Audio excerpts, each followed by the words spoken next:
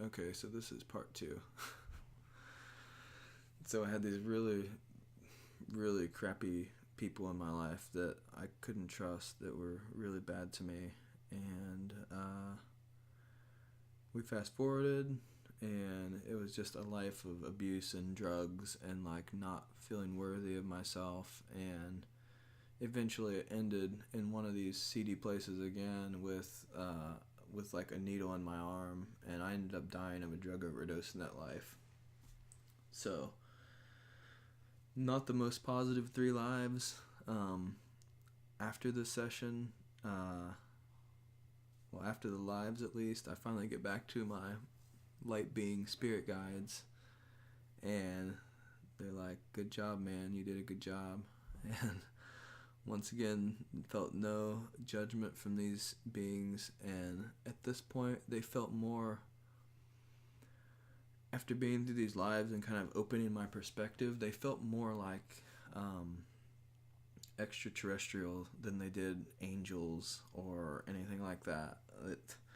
I still call them light beings because that's kind of what they were made of as far as I could tell, but they had a very extraterrestrial vibe to them. Like, they were definitely not from this earth, or there goes my lights again, I don't know where that's from. But it was wild. I had asked them, like, do I need to see any more lives? And they said, no, you're good, bro. Like, it was literally like they knew me so well. They're like, you're good, bro. I was like, okay, guys. And they're just amazing. I can't, I just can't. So after I had my last review with the light beings, the hypnotist started going through my questions, which I'm not going to get into. There's way too many of them I asked, but we also did like a body scan because I have some brain damage from my time in the military, and I have some other aches and pains that I've kind of been carrying out throughout my life and stuff, and especially my head. She was able to ask these light beings through me to scan my body and fix anything that was wrong with it. And one of these beings stepped forward, and I could feel him reach its hand into my forehead, right inside my eye, and just the light being was doing something inside my brain, like fixing it, rewiring. I could tell like it was doing something, like physiological change to my brain. And of course my hands were going crazy with my crystals, and so got done with that, got done with the life reviews, and I channeled my grandfather, which was wild. I answered a few more questions, but overall, like, she brought me out of the hypnosis.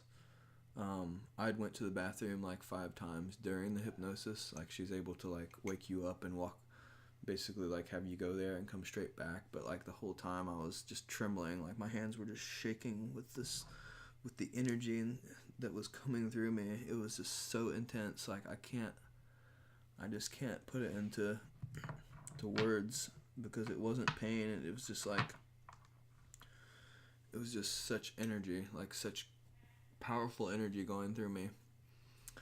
But yeah. So, finished with the hypnosis. 2 weeks later now, I feel quite a bit better.